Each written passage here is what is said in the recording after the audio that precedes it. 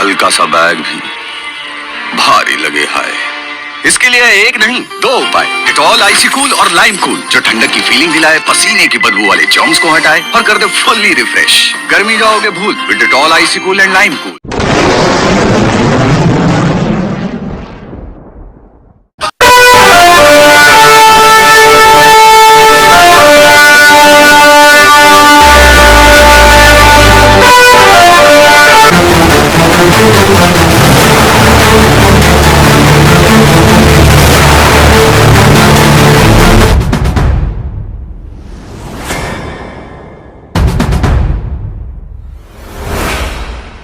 ಮುಂಡಗೋಡ ಪಟ್ಟಣ ಪಂಚಾಯತ್ ಅಧ್ಯಕ್ಷೆ ಜಯಸುಧಾ ಬೋವಿವಡ್ಡರ್ ಅವರು ಪತ್ರಿಕಾಗೋಷ್ಠಿಯಲ್ಲಿ ಪಟ್ಟಣ ಪಂಚಾಯತದ ದಿನಗೂಲಿ ನೌಕರರೊಬ್ಬರಿಂದ ಆದಂತಹ ಅಕ್ರಮ ಅವ್ಯವಹಾರಗಳನ್ನು ಬಯಲಿಗೆಳೆದಿದ್ದಾರೆ. ಈ ಸಂದರ್ಭದಲ್ಲಿ ಪಟ್ಟಣ ಪಂಚಾಯತ್ ಸ್ಥಾಯಿ ಸಮಿತಿಯ ಅಧ್ಯಕ್ಷರಾದ ಶಿವರಾಜ್ ಸುಬ್ಬಾಯವರ್, ಉಪಾಧ್ಯಕ್ಷರಾದ ರಹಿಮಾ ಬಾನು ಕೊಂಕೂರ್, ಸದಸ್ಯರಾದ ಶೇಖರ್ ಲಮಾಣಿ, ಮೊಹಮ್ಮದ್ ಗೌಸ್ ಮಕಾಂದಾರ್, ವಿಶ್ವನಾಥ್ ಪವಾರ್ ಶೆಟ್ಟರ್, ಜಾಫರ್ ಹಂಡಿ, ರಜಾ ಪಠಾಣ್, ಮಂಜುನಾಥ್ ಹರ್ಮಲ್ಕರ್ ಮುಂತಾದವರಿದ್ದರು. SC/ST ಗುತ್ತಿಗೆದಾರರ ಸಂಘದಿಂದ ಒಂದು ಲೆಟರ್ ಬಂದಿತ್ತು ನಮಗೆ. ಯಾವಾಗ 18/11/2024 ಬಂದು ಆ ಟೈಮಲ್ಲಿ ಅವ್ರು ಹೇಳಿದ್ರು, ರಮೇಶ್ ಬೋವಿ ಅಣ್ಣವರು ಕಂಪ್ಯೂಟರ್ ಆಪರೇಟರ್ ವಿಭಾಗದಲ್ಲಿ ಕೆಲಸ ಮಾಡ್ತಾ ಇರ್ತಾರೆ ಇಲ್ಲಿ ಪಟ್ಟಣ ಪಂಚಾಯಿತಿಯಲ್ಲಿ.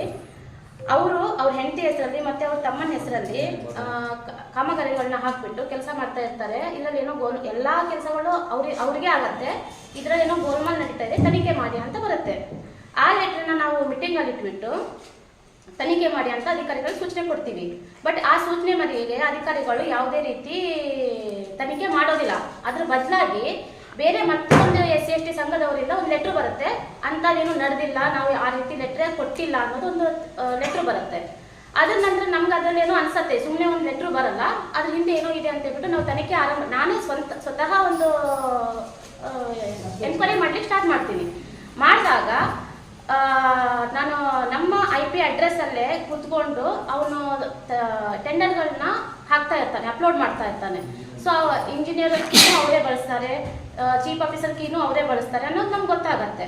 ಆಮೇಲೆ ನಾವೇನು ಮಾಡ್ತೀವಿ, ಬೆಂಗಳೂರು ಸೈಬರ್ ಕ್ರೈಮ್, ನಮ್ಮ ಪಟ್ಟಣ ಪಂಚಾಯತಿ ಇದ್ರದ್ದು ಸೈಬರ್ ಕ್ರೈಮಿಗೆ ಹೋದಾಗ ಅಲ್ಲಿ ನಾನು ಕಂಪ್ಲೇಂಟ್ ಮಾಡ್ಲಿಕ್ಕೆ ಹೋಗ್ತೀನಿ.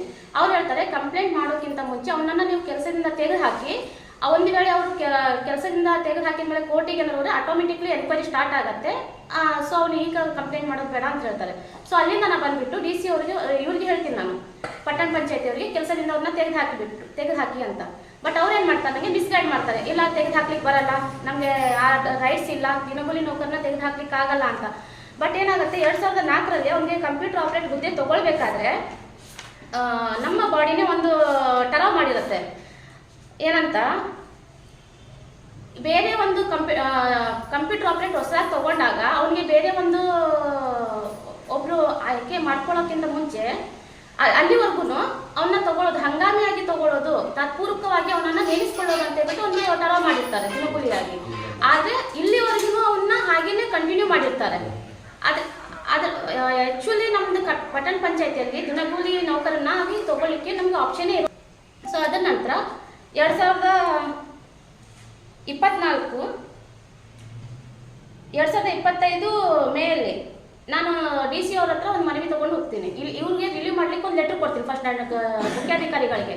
ಮುಖ್ಯಾಧಿಕಾರಿಗಳು, ಇಲ್ಲ ನಾವು ತೆಗಿಲಿಕ್ಕೆ ಬರಲ್ಲ, ನಾವು DC ಆಫೀಸಿಗೆ ನಾವು PDO ಅವ್ರಿಗೆ ಲೆಟ್ರ್ ಮಾಡ್ತೀವಿ, ಅಲ್ಲಿಂದ ಏನು ರಿಪ್ಲೈ ಬರುತ್ತೆ ಅದ್ರ ಬೇಸ್ ಮೇಲೆ ನಾವು ಕೆಲಸ ಮಾಡ್ತೀವಿ ಅಂತ ಹೇಳ್ತಾರೆ. ಬಟ್ ಆ್ಯಕ್ಚುಲಿ ಒಂದು ಅಧ್ಯಕ್ಷರು ಲೆಟರ್ ಹೆಡ್ಡಲ್ಲಿ ಅವ್ರನ್ನ ತೆಗೆದು ಹಾಕಿ ಅಂತ ಕೊಟ್ಟಾಗ ತೆಗಿಲೇಬೇಕಾಗತ್ತೆ. ಅದನ್ನು ಆ ಆದೇಶಕ್ಕೂ ಅವರು ಯಾವುದೇ ರೀತಿ ಪ್ರತಿಕ್ರಿಯೆ ನಮ್ಗೆ ನೀಡೋದಿಲ್ಲ. ಸೊ ಅವಾಗಲೂ ಏನು ಮಾಡ್ತಾರೆ, ನಮ್ಗೆ ಮಿಸ್ಗೈಡ್ ಮಾಡ್ತಾರೆ. ನಾವು ಅವಾಗ DC ಅವ್ರ ಹತ್ರ ಹೋಗ್ತೀವಿ. DC ಅವರು ಅವ್ರಿಗೆ ತೆಗೆದು ಹಾಕಿ, ಈ ಕ್ಷಣದಿಂದ ತೆಗೆದು ಹಾಕಿ ಅಂತ ಹೇಳ್ಬಿಟ್ಟು ಅವ್ರಿಗೊಂದು ಲೆಟ್ರ್ ಕೊಡ್ತಾರೆ. ಬಟ್ ಈಗಲೂ ಅವ್ರು ಏನು ಮಾಡ್ತಾ ಇದ್ದಾರೆ ಅಂದರೆ, ನೋಟಿಸ್ ಕೊಡೋ ಒಂದು ವ್ಯವಸ್ಥೆ ಮಾಡಿದ್ದಾರೆ. ನೋಟಿಸ್ ಕೊಡ್ತೀವಿ, ಅದ್ರ ನಂತರ ನಾವೇನಾದ್ರು ಹೇಳ್ತೀವಿ ಅಂತ ಹೇಳ್ಬಿಟ್ಟು ಅವ್ನು ರಿಪ್ಲೈ ಬರಲಿ, ಅದ್ರ ನಂತರ ತೆಗೆದು ಹಾಕ್ತೀವಿ ಅಂತ. ಈಗ ನೋಟಿಸ್ ಕೊಟ್ಟಿದ್ಮೇಲೆ ಅವ್ರು ಏನು ಮಾಡ್ತಾರೆ, ಅವ್ನು ನಾನೇನು ತಪ್ಪೇ ಮಾಡಿಲ್ಲ ಅಂತ ಲಿಖಿತವಾಗಿ ಅವ್ರು ಕೊಡ್ತಾರೆ. ಲಿಖಿತವಾಗಿ ಕೊಟ್ಟಿದ್ಮೇಲೆ ಇವ್ರು ತಪ್ಪಿಲ್ಲ ಅಂತ ಹೇಳ್ಬಿಟ್ಟು ಅವಾಗ ಮತ್ತೆ ತೆಗೆಯೋದಿಲ್ಲ ಅಂತಾನೆ ಸುಮ್ಮನಾಗ್ಬಿಡ್ತಾರೆ. ಆ್ಯಕ್ಚುಲಿ ನಮ್ಮ ಇದರಲ್ಲಿ ಒಂದು 100 ಕೆಲಸಗಳು, ಒಂದು ವರ್ಷಕ್ಕೆ 100 ಕಾಮಗಾರಿ ಆಗಿದಾವ ಅಂತ ಹೇಳಿದ್ರೆ ಅದರಲ್ಲಿ 30 to 40% ಕೆಲಸಗಳು ವ್ಯಕ್ತಿ ಹೆಸರಲ್ಲೇ ಇರ್ತವೆ. RNR ಎಂಟರ್ಪ್ರೈಸಸ್ ಮತ್ತು ಸ್ಟೆಪಿ ಕೊಟ್ಟಿನೋ ಇವ್ರ ಹೆಸರಲ್ಲೇ ಆ ಕೆಲಸಗಳು ಇರ್ತವೆ. ಮತ್ತು ಅವನಿಗೆ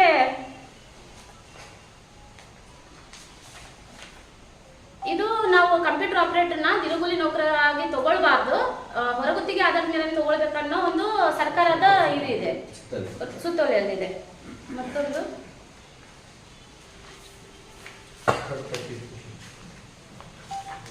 ಈಗ ಕಾಮಗಾರಿಗಳಾದ್ರೆ ಥರ್ಡ್ ಪಾರ್ಟಿ ಇನ್ಸ್ಪೆಕ್ಷನ್ಗೆ ಇಂಜಿನಿಯರ್ ಮತ್ತೆ ಚೀಫ್ ಆಫೀಸರ್ ಇಲ್ಲಾಂದ್ರೆ ಬೇರೆ ಔಟ್ಸೈಡ್ ಬರೋ ಇಂಜಿನಿಯರ್ ಒಬ್ರು ಹೋಗ್ಬೇಕಾಗತ್ತೆ. ಬಟ್ ಇದರಲ್ಲಿ ಥರ್ಡ್ ಪಾರ್ಟಿ ಎನ್ಕ್ವೈರಿಗೆ ಕಂಪ್ಯೂಟರ್ ಆಪರೇಟರ್ ರಮೇಶ್ ಬೋಯಿ ಅವರೇ ಹೋಗ್ತಿರೋದು ಎದ್ದು ಕಾಣ್ತಾ ಇದೆ. ಇದರಲ್ಲಿ ಅವ್ರ ಹೆಸರು ಇದೆ, ಎಲ್ಲಾನು ಮೆನ್ಷನ್ ಇದೆ. ನೋಡ್ಬೋದು, ನಮ್ಮ ಹತ್ರ ಪ್ರೂಫ್ ಇಟ್ಕೊಂಡೇ ನಾವು ಮಾತಾಡ್ತಾ ಇದ್ದೀವಿ. ಆದ್ರೂ ಇನ್ನೊರ್ಗೂ ಡಿಲೇ ಆಗ್ತಿರೋದು ಯಾಕಂತ ನಮ್ಗೆ ಗೊತ್ತಾಗ್ತಿಲ್ಲ. ಇದರಲ್ಲಿ ಯಾರ್ಯಾರ ಕೈವಾಡ ಇದೆ ಅದನ್ನೆಲ್ಲಾನು ನಾವು ಬಯಲಿಗೆ ಕೇಳಿತೀವಿ. ಈಗಾಗಲೇ ನಮ್ಗೆ ಗೊತ್ತಾಗ್ತಾ ಇದೆ. ಇದ್ರ ನಂತರನೂ ಅವರು ನಮಗೆ ರೆಸ್ಪಾನ್ಸ್ ಮಾಡಲಿಲ್ಲ ಅಂದ್ರೆ ನಾವು ಸೈಬರ್ ಕ್ರೈಮಿಗೂ ರಿಪೋರ್ಟ್ ಹಾಕ್ತೀವಿ. ಮತ್ತೆ ನಾವು ಲೋಕಾಯುಕ್ತ ಮೊನ್ನೆ ಬಂದಾಗ ನಾನು ಲೋಕಾಯುಕ್ತ ಕಡೆ ಹೋಗ್ತೀನಿ ಅಂದಾಗ ಬೇಡ ನಾವೇ ಇದು ಮಾಡ್ತೀವಿ ಅಂತ ಪಿ ಡಿ ಅವ್ರು ಹೇಳಿದ ಒಂದು ಮಾತಿಂದ ನಾವು ನಿಂತಿದ್ವಿ. ಬಟ್ ಅದ್ರ ನಂತರ ನಾವು ಹೋಗ್ಲಿಕ್ಕೂ ಹಿಂಜರಿಯಲ್ಲ. ನಾವು ಆಕ್ಚುಲಿ ಕಂಪ್ಲೇಂಟ್ ಮಾಡ್ತೀವಿ ಇವ್ರನ್ನ ತೆಗೆದು ಹಾಕಿಲ್ಲ ಅಂದ್ರೆ. ನಮಸ್ಕಾರ. ಈಗ ಮೇಡಮ್ ನೀವು ಬಂದು 5 ವರ್ಷ ಆಯ್ತು, 5 ವರ್ಷ ಇನ್ನೂ 4.5 ವರ್ಷ ಆಯಿತು. ಆಗ 4 ವರ್ಷ ತನಕ ನಿಮ್ಗೆ ಏನು ಗೊತ್ತಾಗಿಲ್ಲ ಅಂದರೆ? ನಮ್ಗೆ ಆಕ್ಚುಲಿ ದಿನಗೂಲಿ ಆಧಾರ ಮೇಲೆ ಅವ್ನು ಇದಾನ ಅಂತಾನೆ ನಮ್ಗೆ ಗೊತ್ತಾಗ್ಲಿಲ್ಲ. ನಮ್ಗೆ ಲೆಟ್ರ್ ಬಂದಾಗಲೇ ನಾವು ನೋಡಿದ್ವಿ. ಯಾಕಂದ್ರೆ ಸ್ಟಾಫ್ ಎಲ್ಲ ಕೆಲಸಗಳು ನಡೀತಾ ಇತ್ತು. ನಾವು ಸುಮ್ಮನೆ ಕಂಪ್ಯೂಟರ್ ಆಪರೇಟರ್ ಇದ್ದಾರೆ ಅಂತ ನಮ್ಗೆ ಗೊತ್ತಿತ್ತು. ಬಟ್ ಅವರು ಸ್ಪಾಟ್ ಕಾಮಗಾರಿ ಥರ್ಡ್ ಪಾರ್ಟಿ ಇನ್ಸ್ಪೆಕ್ಷನ್ಗೆ ಅವನೇ ಹೋಗ್ತಿದ್ದ ಇವೆಲ್ಲ ನಮ್ಗೆ ಗೊತ್ತಿರಲಿಲ್ಲ.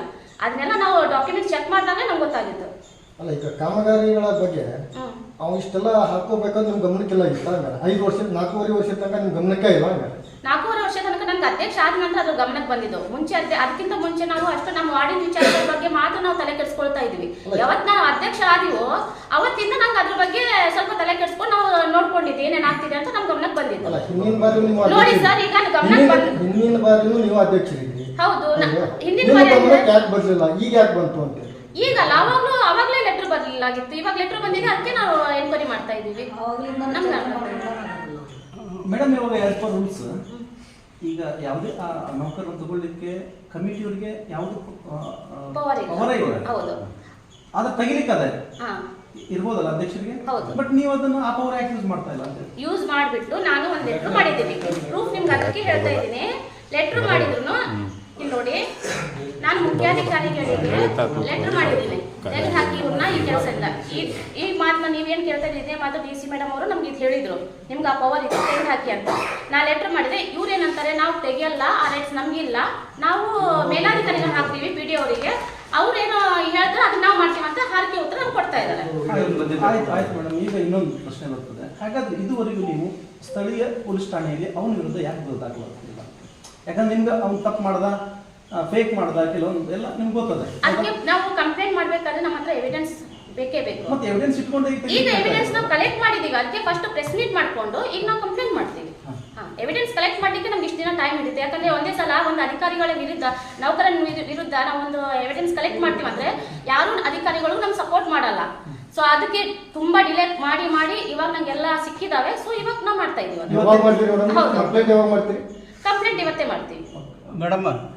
ಅವ್ರಿಗೆ ಗುತ್ತಿಗೆ ನೌಕರದಾರರಾದರೂ ಅವ್ನಿಗೆ ಎಲ್ಲರದ್ದು ಗುತ್ತಿಗೆ ನೌಕರದಾರ ಅಲ್ಲ, ದಿನಗೂಲಿ ಹಂಗಾಮಿ ನೌಕರದಾರರಿಗೆ ಅವನಿಗೆ ಎಲ್ಲರ ಕೀ ಹೆಂಗ್ ಗೊತ್ತಿತ್ತು, ಅವ್ನಿಗೆ ಹೆಂಗ್ ಕೊಟ್ರು, ಅವ್ನಿಗೆ ಯಾವ್ದು ಅದೇ ತನಿಖೆ ಆಗ್ಬೇಕಲ್ಲ. ಅದಕ್ಕೆ ಆಡಳಿತ ಇರೋದು ಅದೇ ನಾವು ಕಂಪ್ಲೇಂಟ್ ಮಾಡಿದ್ಮೇಲೆ ಅವೆಲ್ಲ ಹೆಂಗಾಯ್ತು ಏನಾಯ್ತು ಅವ್ರು ಕಂಡು ಹಿಡಿತಾರೆ. ಅವನ ಜೊತೆಗೆ ಸಾಕಷ್ಟು ಜನ ಇದ್ದಾರೆ. ಅದಕ್ಕೆ ಅವ್ರನ್ನ ಬಿಟ್ಕೊಡ್ತಾ ಇಲ್ಲ ಇಲ್ಲಿವರೆಗೂ ಯಾರು.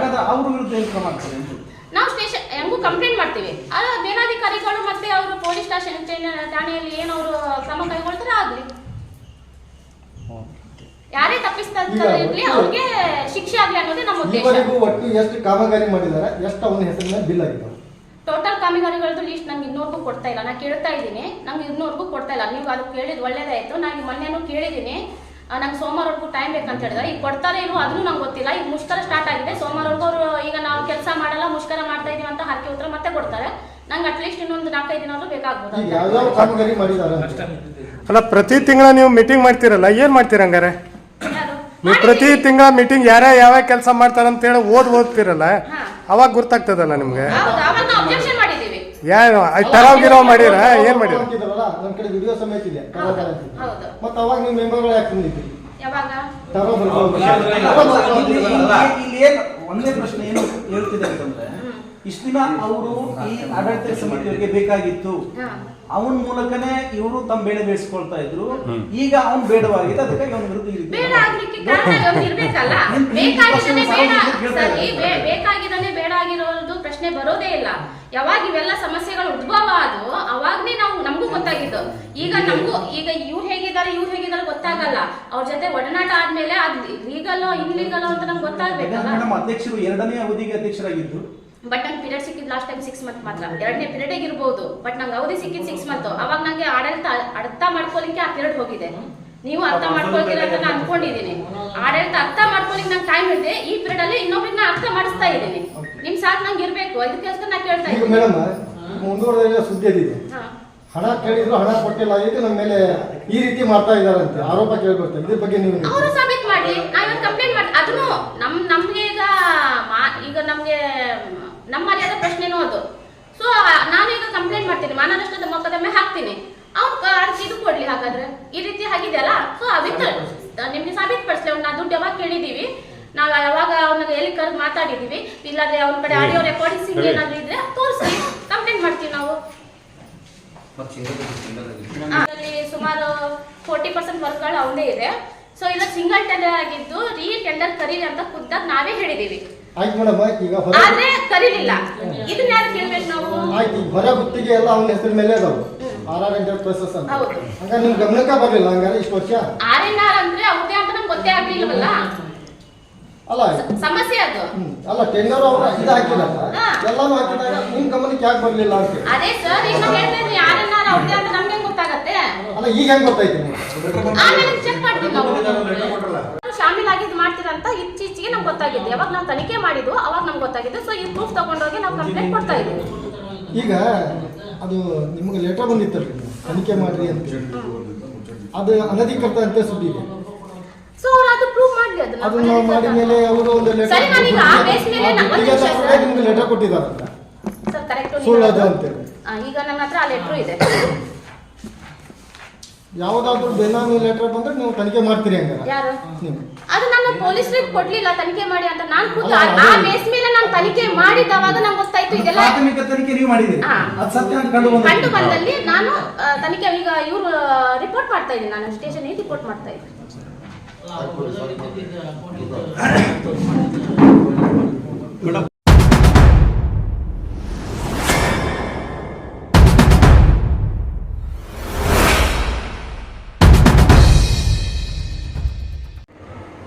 ಶಾಸಕರು ನಮಗೆಲ್ಲ ಹೇಳಿದ ವಿಚಾರ ಏನಂತ ಹೇಳಿದರೆ, ಜನರಿಗೋಸ್ಕರ ಏನೋ ಒಳ್ಳೆಯ ನಿರ್ಧಾರ ತೊಗೊಂಡು ಅದನ್ನು ಯಾವತ್ತೂ ಬಂದಿರ್ತೀನಿ.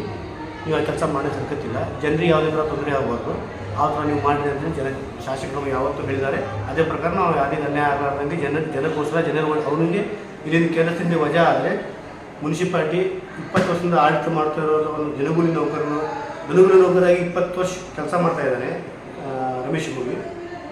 ಅವ್ರನ್ನ ಕೆಲಸದಿಂದ ವಜಾ ಮಾಡಿದರೆ ಸಾರ್ವಜನಿಕರಿಗೆ ಒಳ್ಳೆಯ ಅನುಕೂಲ ಆಗ್ತಿದೆ ಅಂತೇಳಿ ಆ ಹಿತದೃಷ್ಟಿಯಿಂದ ಅವ್ರಿಗೆ ವಜಾಗೊಳಿಸಲಿಕ್ಕೆ ನಮ್ಮದು ಯಾವುದೇ ಅಭ್ಯಂತರ ಇಲ್ಲ ಅಂತೇಳಿ ನಾವು ಮಾತಾಡಿ ಇಷ್ಟಪಡ್ತೀವಿ.